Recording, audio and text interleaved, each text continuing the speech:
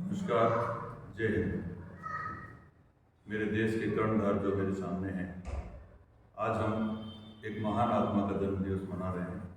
91 वर्ष पूर्व तमिलनाडु के एक छोटे से स्थान पर धनुषकोडी में अब्दुल कलाम साहब का आज जन्म हुआ था। और उन्होंने क्या क्या किया आप अखबारों के माध्यम से जानेंगे, लेकिन हमें उनके जीवन से बहुत सारी सीख भी लेनी चाहिए। वो जहाँ से चले निर्धन परिवार में थे, हम जानते हैं। उन्होंने अखबारों का भी वितरण किया और वो बनना चाहते थे पायलट, लेकिन पायलट में पास नहीं हो पाए तो कहाँ पहुँचे। असफलता कभी भी हमें रोकती नहीं है, असफलता हमें सीख देती है। वो जब पायलट में सिलेक्शन नहीं हो पाया तो उन्होंने फिर अपने फोकस जो है वो पूर्णतया वैज्ञानिक दृष्टिकोण की तरफ कर दिया। और देश के इतने बड़े वैज्ञानिक थे कि आज पूरे विश्व में उन्हें एक वैज्ञानिक के तौर पे माना जाता है, जाना जाता है, जबकि वो हमारे देश के सबसे अच्छे राष्ट्रपतियों में शुमार भी होते हैं। लेकिन मैं एक छोटी सी घटना उनकी आपको बताना चाहता हूँ। जब वो राष्ट्रपति भवन पहुँचे थे तो वहाँ की जो कंप्यूटर का जो रूम था, जहाँ पे इंटरनेट नेटवर्क था, उसकी स्पीड इतनी स्लो थी कि उन्होंने देखते ही सबसे पहले उसी में चेंज करवाया और उसे 2000 Mbps की स्पीड वाला अपना कंप्यूटर सेट किया। और वहीं बैठे बैठे वो अपने स्टूडेंट्स के साथ, सभी प्रकार के रिसर्च के स्टूडेंट्स के साथ, आप और हमारे साथ ही वो कनेक्टेड रहते थे। आपको पता है, आप जैसे बच्चे जब उनसे कोई प्रश्न पूछते थे तो उस प्रश्न का वो जवाब दिया करते थे। मेरे विद्यालय के एक बच्चे ने ऐसे ही एक पत्र लिखा और उस पत्र का जवाब उन्होंने बाकायदा राष्ट्रपति भवन के लेटर पैड पे दिया था। उसकी कॉपी अभी फिलहाल मेरे पास है नहीं, वरना मैं आपके साथ शेयर करता। तो मैं आपको ये बताना चाहता हूँ कि हमें आगे बढ़ने से कोई नहीं रोक सकता, ना परिस्थितियाँ रोक सकती हैं। रोक सकते हैं तो आप स्वयं अपने आप को रोक सकते हैं। आप ये हैं जो आगे भी बढ़ सकते हैं और अपने आप को भी रोक सकते हैं। आपको आगे बढ़ना है तो सबसे पहले अपने आप का एक लक्ष्य निर्धारित करना पड़ेगा। जब आप अपना एक लक्ष्य निर्धारित कर लेंगे तो उसके बाद आपको उसकी तरफ बढ़ने के लिए अपने स्टेप्स जो हैं वो निर्धारित करना है। हमेशा लक्ष्य बड़ा होना चाहिए और स्टेप छोटे होने चाहिए, कदम छोटे होने चाहिए। क्या आप सोच सकते हैं कि हमें ऊपर चढ़ना है तो 2-3 सीढ़ियाँ एक साथ ऊपर चढ़ सकते हैं? अगर चढ़ेंगे तो कहीं ना कहीं मार खा जाएंगे। एक एक सीढ़ी आराम से चढ़ेंगे तो ना थकेंगे और हम मंजिल तक पहुँच भी जाएंगे। इसलिए लक्ष्य बड़ा हो और उसकी तरफ बढ़ने के कदम जो हैं वो छोटे छोटे हों। हमारे हिसाब से हमें अपने आप पे पूरा विश्वास होना चाहिए। आप लोग सुबह उठते ही सबसे पहले एक कार्य किया, शीशे के सामने खड़े होकर कहा करो कि मैं सबसे अच्छा हूँ, मैं कुछ भी कर सकता हूँ। ये आप में कॉन्फिडेंस देगा और यही कॉन्फिडेंस आपको आगे बढ़ाएगा। मेरे पास एक मेरा स्टूडेंट था, मैं आपकी उसकी एक छोटी सी कहानी शेयर करता हूँ। समय सिंह मीणा, बिल्कुल निर्धन परिवार, उसके पास किताब खरीदने के लिए पैसे नहीं थे। आज वो कॉलेज लेक्चर और वो एक बहुत इंजीनियर बन सकता था, क्योंकि 12th पास करते ही उसका MNIT में हो गया था। फीस के पैसे नहीं थे तो उसने स्वयं रिफ्यूज किया कि सर आप पैसे मत दीजिए, मैं BSc करूँगा। और BSc में उसने करौली कॉलेज को टॉप किया। आज वो कॉलेज लेक्चरर है अपने दम पे और पत्थर तोड़ करके अपने परिवार को चलाया करता था। आज वो आप जैसे बच्चों को बहुत आगे तक बढ़ा रहा है। क्या नहीं कर सकते। हमें बढ़ना है, उसके लिए हमें 2-3 बातें ध्यान रखनी है। सबसे पहले वर्चुअल वर्ल्ड जो आजकल अपने चारों तरफ फैला हुआ है, आप और हम इस वर्चुअल वर्ल्ड में इतना ज़्यादा घुस गए हैं कि हम केवल आभासी दुनिया को देखते हैं। हम ये देखते हैं कि वो किस प्रकार की फ़ोटो अपने स्टेटस पे लगा रहा है, हम उसकी नकल करते हैं। हम अपना बहुत सारा समय जो है वो इस वर्चुअल वर्ल्ड के अंदर ख़त्म कर देते हैं।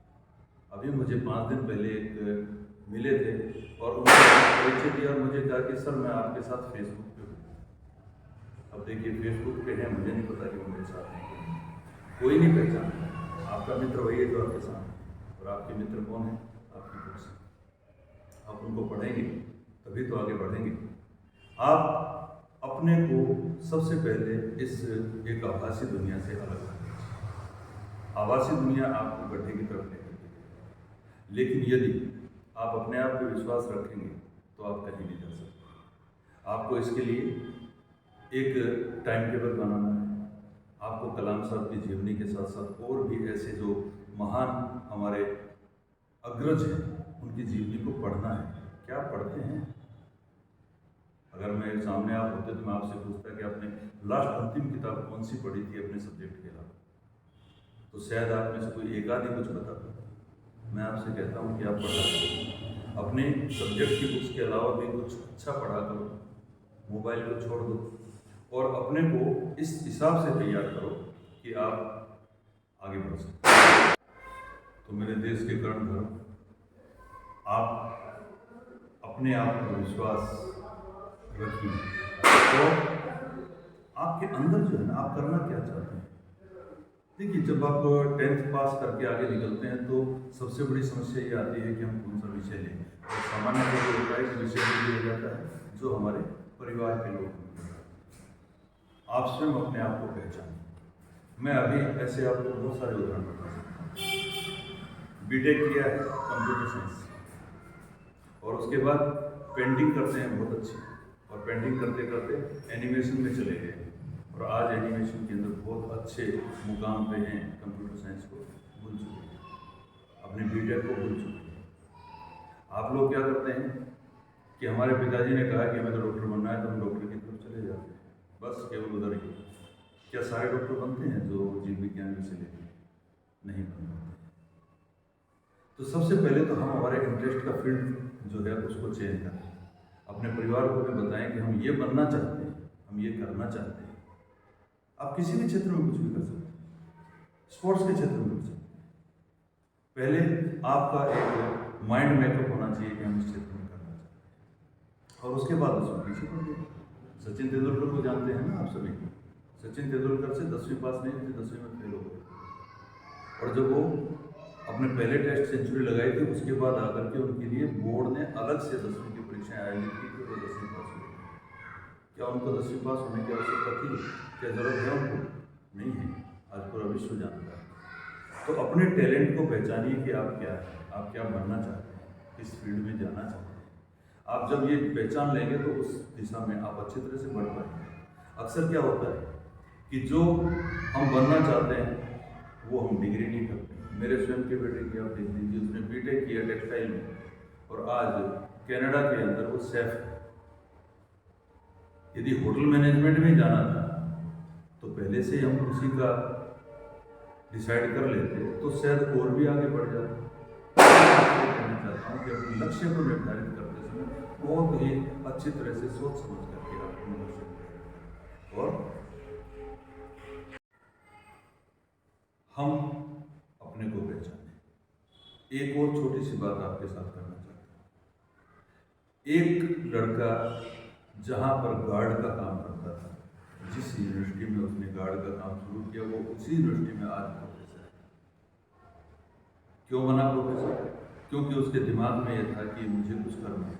वो जब यूनिवर्सिटी के गेट पे खड़ा होता था तो वहाँ हर साल नए स्टूडेंट आया करते थे, उनको देख करके उसने प्राइवेट स्वयं अपने आप पढ़ना शुरू किया। उसने बीए किया, फिर वहाँ के प्रोफेसर से मिल करके एमए किया और पीएचडी किया, और पीएचडी करने के बाद जब वो असिस्टेंट प्रोफेसर के लिए इंटरव्यू के लिए सामने आया तो उस यूनिवर्सिटी के प्रोफेसर ने उसका चयन इसलिए नहीं कर दिया कि ये गार्ड के रूप में हमारे सामने रहता था, वो इसलिए किया कि वो इस लायक बन गया था, और आज वो आप जैसे बच्चों को पढ़ा रहा है। तो कोई काम कठिन नहीं है। कठिनाइयाँ आती हैं तो उसके लिए बहुत सारी परीक्षाएं भी हैं। आप लोगों के लिए एक परीक्षा बहुत अच्छी है। यदि आप 9वीं क्लास के छात्र हैं, 9वीं क्लास में होने वाले हैं, उनकी बार 8वीं क्लास में हैं, तो आपके लिए बहुत ही अच्छी छात्रवृत्ति की परीक्षा है, नेशनल मीन्स कम मेरिट। इस छात्रवृत्ति परीक्षा में वही बच्चे परीक्षा में बैठ सकते हैं जो राजकीय विद्यालयों के अंदर 7वीं क्लास में अध्ययनरत रहे और 8वीं क्लास में भी राजकीय विद्यालयों में। ये एकमात्र ऐसी छात्रवृत्ति है जो किसी कैटेगरी में बंधी हुई नहीं है, किसी एक जाति विशेष या धर्म विशेष के लिए नहीं है। ये कोई भी बालक जो है वो अपनी प्रतिभा के आधार पर इस छात्रवृत्ति को ले सकता है। आप इसके लिए तैयारी करें, और इसमें आपको 1000 रुपये महीने 4 साल तक मिलते हैं। 12,000 रुपये प्रति वर्ष के हिसाब से आप 12वीं क्लास जब तक पास करते हैं तब तक आपको ये छात्रवृत्ति मिलती है। इसी प्रकार से राष्ट्रीय प्रतिभा खोज परीक्षा, राज्य प्रतिभा खोज परीक्षा जो 9th से 12th वाले बच्चे दे सकते हैं, उन बच्चों के लिए ये परीक्षाएं जो है आगे पढ़ने के अंदर सहायता करती हैं। आप लोग आगे कहीं भी बढ़ सकते हैं। तो ऐसा नहीं है कि आज हमारे पास पैसा कम है तो हम नहीं बढ़ सकते हैं। आप लोग आगे बढ़िए, आपके पीछे पूरी दुनिया खड़ी है, पूरी सरकार खड़ी है, और हमें अपने आप पे विश्वास रखना है, तभी हम आगे बढ़ सकते हैं। आज हमारे कलाम साहब का जन्म दिवस है। उनके जीवन पे अगर थोड़ा सा हम विचार करें तो उन्होंने शादी नहीं की। आप जानते हैं क्यों नहीं की? बड़ा अच्छा किस्सा है। उनकी बहुत अच्छी अच्छी पुस्तकें हैं, उनको आप पढ़िएगा। एक अग्नि की उड़ान के नाम से हिंदी में है, आप उसको पढ़िएगा तो आपको पता लगेगा कि उनकी शादी 3 बार करने का प्रयास किया गया, और तीसरी बार जब उनकी शादी की डेट थी कि इस दिन हम लड़की को देखने जाएंगे, उस दिन वो अपनी लैब में थे, और जब प्रयोगशाला में अपने एक्सपेरिमेंट कर रहे होते थे तो अपने जो जूनियर स्टाफ है उनकी हिम्मत नहीं पड़ती थी कि वो लैब में जा सके। और जब वो 48 घंटे बाद बाहर निकले तो उनके जूनियर स्टाफ ने बताया कि कल की आपकी टिकट थी और आपको घर जाना था, और आपके घरवालों ने शादी के लिए बुलाया था। तो उन्होंने कहा चलिए छोड़िए, अपनी शादी तो विज्ञान के साथ हो गई है, और देखिए विज्ञान के साथ शादी करने के बाद वो कहाँ तक पहुँचे। ऐसे थे हमारे कलाम साहब। तो क्या हम उनकी तरह से आगे नहीं बढ़ सकते? क्यों नहीं बढ़ सकते?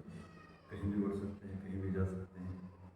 हमारे देश में ऐसी प्रतिभाओं की कमी नहीं है जो हमें प्रेरित करती है। हमें प्रेरित करने के लिए कहीं बाहर जाने की आवश्यकता नहीं है, हमारे देश में ही और हमारे आसपास ऐसे छोटे छोटे हमारे इंसिडेंट्स हैं। मेरे खुद के स्टूडेंट ऐसे हैं बहुत सारे। अभी एक गंगानगर में एक डॉक्टर पोस्टेड है, अनिल सीला, हो सकता है वो भी इस वीडियो को देखे। वो मेरे पास आया था उस वक्त, आर्ट्स का एक स्टूडेंट था, उसने आर्ट्स ले ली थी। 10वीं के अंदर उसके 79% मार्क्स होते हुए। क्यों? क्योंकि उसने मुझे बताया कि मेरे घर की स्थिति ऐसी नहीं है सर कि मैं आगे तैयारी कर सकूँ, मैं बनना तो डॉक्टर चाहता हूँ।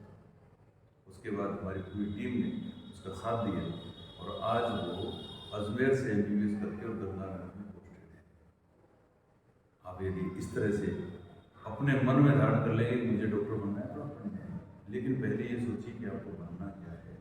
हो सकता है कि आपका मन कहीं और जा रहा हो, परिवार ने आपको विषय को और दिला दिया हो, तो अपने मन को रोकिए और मन को समझिए, और मन को समझने के बाद आप आगे बढ़िए। तो मैं आपके साथ इतनी ही बात करके विदा लेना चाहूँगा। धन्यवाद। जय हिंद।